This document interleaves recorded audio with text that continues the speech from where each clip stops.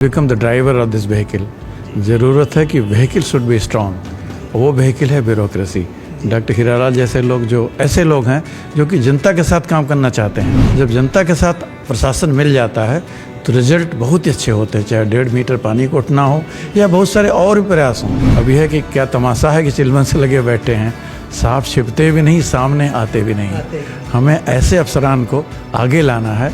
मैं हमेशा कहता हूँ कि दुर्गम काज जगत के जेते। कोई भी काम दुर्गम नहीं है, हम ही कर लेते हैं, लेकिन हमारे अंदर वो इच्छा शक्ति होनी चाहिए कि हम कर सकते हैं।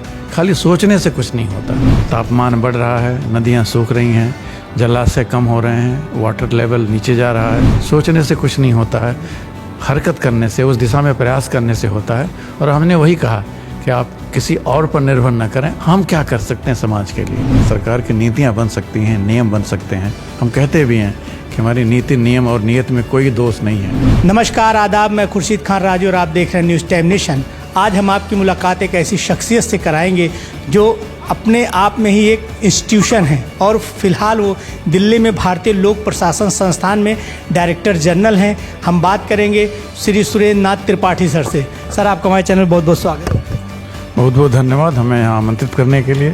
सर, आज जो मौजूदा वक्त में जो सबसे बड़ी समस्या है वो पर्यावरण की है। पानी हो, वायु इतना प्रदूषण हो चुका है, पानी का लेवल इतना घटता जा रहा है। क्लाइमेट चेंज ऐसे बहुत देर तक बारिश हो रही। इस बार से ठंडी कम पड़ी तो मगर गर्मी की बहुत भयंकर सूचना है। मौसम विभाग अलर्ट जारी करा, अभी से भी राजस्थान में 40 का तापमान है। तो ये बदलाव को आप किस तरह से देखते हैं, इसको कैसे बैलेंस किया जाए?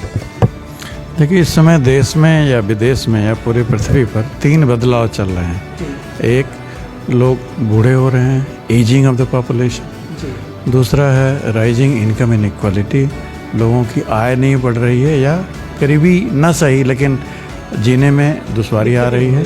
और तीसरा है, जैसा कि आपने बताया, क्लाइमेट चेंज, पर्यावरण में परिवर्तन।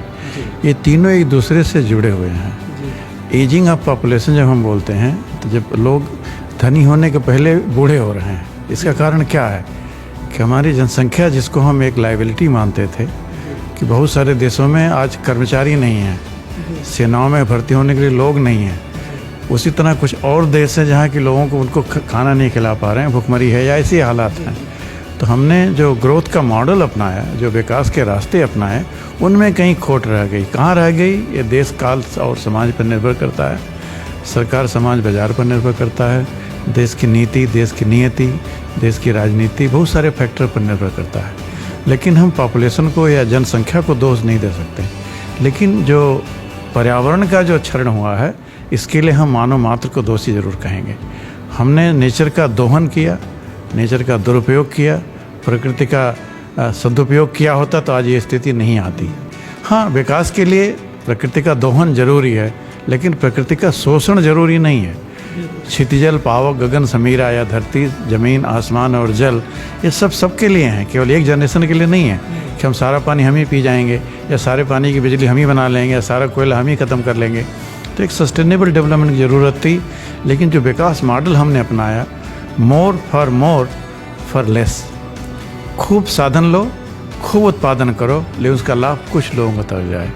जो गांधीयन थ्योरी थी, जो भारत की थ्योरी थी, जो भारत का विकास था कि वसुधैव कुटुंबकम वाला, कि अधिक से अधिक लोग उत्पादन करें, अधिक से अधिक लोग उसमें शामिल हों और अधिक से अधिक लोगों को लाभ मिले। लेकिन यहाँ ग्रीड और मार्केट की ग्रीड, कैपिटलिज्म की ग्रीड, या जो भी कहें, बाजार हावी हो गया और मानवता पीछे रह गई। उसका सबसे बड़ा दोष आज हम देख रहे हैं क्लाइमेट चेंज पर। तापमान बढ़ रहा है, नदियाँ सूख रही हैं, जलाशय कम हो रहे हैं, वाटर लेवल नीचे जा रहा है। और आपके जैसे डॉक्टर हीरालाल जी ने आज के आपके इस अनुष्ठान में आपने चर्चा रखी है कि किस तरह से हम हर गांव को जल के माध्यम से, जल संरक्षण के माध्यम से आत्मनिर्भर कर सकते हैं। उत्तर प्रदेश सरकार की बहुत बड़ी पहल है 1 डिस्ट्रिक्ट 1 प्रोडक्ट, जिसका कि लाभ सबको मिल रहा है। मैं तो चाहूँगा कि आपके यहाँ 1 विलेज 1 प्रोडक्ट होना चाहिए। वो विलेज ऐसा हो जो कि जल के क्षेत्र में आत्मनिर्भर हो, जल और वनस्पति के क्षेत्र में आत्मनिर्भर हो। जल के क्षेत्र जब आत्मनिर्भर होगा, चाहे वो रूफटॉप स्ट्रक्चर हो या तालाबों का संरक्षण हो या पानी का बहाव और कटाव को रोका जा सके, किसानों की आय भी दुगनी होगी, आमदनी भी दुगनी होगी। कारण आय तो दुगनी हो सकती है, कारण लागत का दाम बढ़ जाए। लेकिन आमदनी तब दुगनी होगी जिसमें प्रॉफिटेबिलिटी आए, पर यूनिट कैपिटल उसको प्रॉफिट मिले। हम दोनों काम कर सकते हैं अगर हम जल को एक इनपुट नहीं माने, जल को एक विश्वास माने। और जल बिन पानी सब सून, हमारा साहित्य कहता है, हमारी भावना भी कहती है। हमने आज कहा भी कि दुर्गम काज जगत के जेद, ऐसा कोई दुर्गम काज नहीं है कि हम गाँवों को पानी की दिशा में आत्मनिर्भर नहीं कर सकते। हाँ, इसके लिए जन भागीदारी की ज़रूरत है, शासन में, प्रशासन में और लोकनीति में, तीनों तरीके से। और हमें उम्मीद है कि जो आज की परिचर्चा चली है जिसमें हम लोग भाग लिए हैं, उनमें इन चीज़ों पर गौर किया जाएगा और केवल सोचा नहीं जाएगा, सकारात्मक प्रयास भी किए जाएंगे। कारण हमने सोचा तो बहुत है, सोचने से कुछ नहीं होता है, हरकत करने से, उस दिशा में प्रयास करने से होता है। और हमने वही कहा कि आप किसी और पर निर्भर न करें, हम क्या कर सकते हैं समाज के लिए। दूसरों को दोष देना बड़ा आसान है, बिकॉज वो बोलते हैं ना कि खाली हम प्लान बनाएं और कोई दूसरा इम्प्लीमेंट करे। आज ऐसे प्लान बनाएं जो कि हम खुद भी इम्प्लीमेंट कर सकें, ताकि इसके जो लेसन्स लर्न करें, उससे जो सकारात्मक जो सच्चाई सामने आए उसको हम पारदर्शी कर सकें, औरों के साथ बांट भी सकें। चोरी चोरी चुपके चुपके पर्यावरण संरक्षण नहीं होगा, इसमें सरकार के द्वारा भी नहीं होगा। इसमें जन भागीदारी की बहुत ज़रूरत है। और जन भागीदारी के लिए सरकारी कर्मचारियों में विश्वास भी आए, उनके अंदर ये आत्मविश्वास आए कि मेरे द्वारा या मैं ही करूँगा तभी होगा, ये भावना ख़त्म हो जाए। और जनता के साथ हम उनको सहयोग करें। आपने देखा होगा स्वच्छता अभियान हमने कितना बड़ा सफलता प्राप्त करी। आज गांव में जाइए तो कम से कम हर एक के घर में शौचालय है, गांव में गंदगी कम है, शहरों में भी गंदगी कम है। तो इसका सबका बड़ा फ़ायदा इसलिए नहीं हुआ कि सरकार ने कहा था, सरकार ने जन भागीदारी को सराहा और जन भागीदारी ने एक आंदोलन बना दिया। ये कितने बड़े देश में 12 करोड़ शौचालय बनना, 12 करोड़ इज्जत घर बनना, उत्तर प्रदेश ने उसमें लीड लिया। तो छोटी बात नहीं है। ये तब संभव हुआ जब सरकार ने जनता को आगे किया, सरकार का विश्वास अपने प्रति रहा, लेकिन सबका साथ और सबका प्रयास हुआ।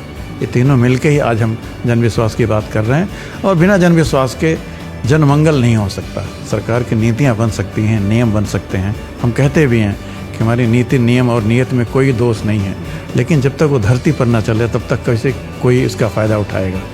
तो केवल जन मंगलकारी होना ज़रूरी नहीं है, या संतुष्टिकरण का खाली स्लोगन होना ज़रूरी नहीं है। जन भागीदारी के साथ जन संतुष्टिकरण होगा तो उसका फ़ायदा भी मिलेगा और लोग उससे उपकृत भी होंगे। कारण अगर अपात्र को आप दान देते हैं, सुपात्र को नहीं देते हैं, जो जिसको ज़रूरतमंद को नहीं देते हैं, तो अपात्र के लिए वो एडिशनलिटी बन जाता है। लेकिन जो सुपात्र है, जिसको मिलना चाहिए, अगर उसको नहीं मिलता है तो उसके लिए एक मजबूरी बन जाता है। हमें इसी मजबूरी को हटाना है और सबका प्रयास के साथ सबके विकास के लिए आगे बढ़ना है। और उसमें जल संरक्षण can be an entry point activity. Sir, जैसे जो हमारे प्रदेश में, देश में जो भी IAS अधिकारी जो जिले का चार्ज पाते हैं, जैसे डॉक्टर हीरालाल पटेल सर जब बांदा में DM थे तो इन्होंने वहाँ का वाटर लेवल 1.34 बढ़ा दिया था। तो अगर जिलाधिकारी लोग अगर इस बात को अगर कायदे से सोचे उस पर, क्योंकि सरकार तो जलाशय, सरोवर सभी हर चीज़ को मनरेगा के तहत खुदवा रही, मगर वो अगर ज़मीनी स्तर पर उसकी देखभाल, संरक्षण अगर सही से हो, अधिकारी उस पर ध्यान दें तो उससे कितना बदलाव आ सकता है? देखिए, सरकार अधिकारियों के जरिए ही काम करती है। सरकार या नेता स्वयं तो कुछ नहीं कर सकते ना, तो संसाधन ही काम करेगा। ड्राइवर स्टीयरिंग चलाता है, लेकिन गाड़ी ठीक नहीं रहेगी तो गाड़ी चलेगी नहीं। हम बार बार कहते हैं कि हमारे यहाँ जो कंटेस्ट है, who will become the driver of this vehicle. ज़रूरत है कि व्हीकल शुड बी स्ट्रॉन्ग। वो व्हीकल है ब्यूरोक्रेसी। डॉक्टर हीरालाल जैसे लोग, जो ऐसे लोग हैं जो कि जनता के साथ काम करना चाहते हैं, जब जनता के साथ प्रशासन मिल जाता है तो रिजल्ट बहुत ही अच्छे होते हैं। चाहे 1.5 मीटर पानी को उठना हो या बहुत सारे और भी प्रयास हों, चाहे मॉडल गांव हो या आदर्श गांव बनाना हो या गांव के लिए 25 सूत्री कार्यक्रम की चिंता करनी हो। ऐसा थोड़ी है कि किसी को और को नहीं मालूम था। मैं तो बार बार बोलता हूँ कि न्यूटन के पहले भी तो सेब जमीन पर गिरता था। न्यूटन के पिताजी ने नहीं देखा, लेकिन न्यूटन ने देखा। तो ऐसे ही डॉक्टर हीरालाल जैसे जो कर्मठ, जो सुदक्ष ब्यूरोक्रेट हैं, उनको इनकरेज किया जाए और ऐसे लोगों की संख्या बढ़ाई जाए। ये 1-2 न हो, हज़ारों हों। अभी है कि क्या तमाशा है कि चिलमन से लगे बैठे हैं, सांप छिपते भी नहीं, सामने आते भी नहीं। हमें ऐसे अफसरान को आगे लाना है, उनको तवज्जो देनी है, उनको इनकरेज करना है, ताकि गांव का विकास या शहर का विकास या प्रदेश का विकास तब होगा जब जनप्रतिनिधि और जन अधिकारी दोनों की सोच में कोई अंतर नहीं रहेगा। कारण दोनों का सोच एक ही होना चाहिए, सबका साथ, सबका विकास। लेकिन उसके लिए ज़रूरी है सबका विश्वास, और जब तीनों होगा तभी सबका प्रयास आएगा। सबका प्रयास बाद में आता है, लोग विश्वास करना चाहेंगे। You have to be trustworthy before people trust you. Hiralal ji trustworthy बने तो लोगों ने ट्रस्ट किया, जो कहा लोगों ने किया। ऐसे बहुत सारे लोग होंगे जिनकी गणना की जानी चाहिए, जिनके गुण का बखान होना चाहिए, लोग सीखें उससे। ताकि मैं हमेशा कहता हूँ कि दुर्गम काज जगत के जेते, कोई भी काम दुर्गम नहीं है, हम ही कर लेते हैं, लेकिन हमारे अंदर वो इच्छा शक्ति होनी चाहिए कि हम कर सकते हैं। खाली सोचने से कुछ नहीं होता। बहुत सारे अधिकारी हैं जो सोचते तो बहुत अच्छा हैं, उनकी सोच में कोई खोट नहीं है, लेकिन जब वो धरती पर वो स्कीम चलने की बात आती है तो वहाँ हीरालाल जैसे गांव के ज़मीन से जुड़े हुए, या जिसको बोलते हैं ग्रास रूट वर्कर, ऐसे लोग सफल हो जाते हैं, और जो पावर पॉइंट वाले हैं वो फेल हो जाते हैं। हमें चाहिए कि ऐसे लोगों को इनकरेज किया जाए, और हमें उम्मीद है और हमें गर्व है कि उत्तर प्रदेश सरकार ने ऐसे अफसरों का सदुपयोग किया है। आज भी वो जो काम कर रहे हैं अच्छा काम कर रहे हैं, और बहुत सारे अधिकारी हैं, एक अधिकारी हीरालाल नहीं है। आज देश में 3 करोड़ ब्यूरोक्रेट काम कर रहे हैं। अगर देश 5वीं अर्थव्यवस्था बना है, $5 ट्रिलियन की इकॉनमी बनने जा रहा है, आज विश्व में हमारा नाम हो रहा है, तो हज़ारों हीरालाल हैं जो कि अपने हीरोपंथी दिखा रहे हैं और कर रहे हैं। बोलते हैं ना, कुछ लोगों की हीरोगिरी आती नहीं और हीरालाल जैसे लोगों की हीरोपंथी जाती नहीं। हमें उम्मीद है कि ऐसे लोग इनकरेज किए जाएं।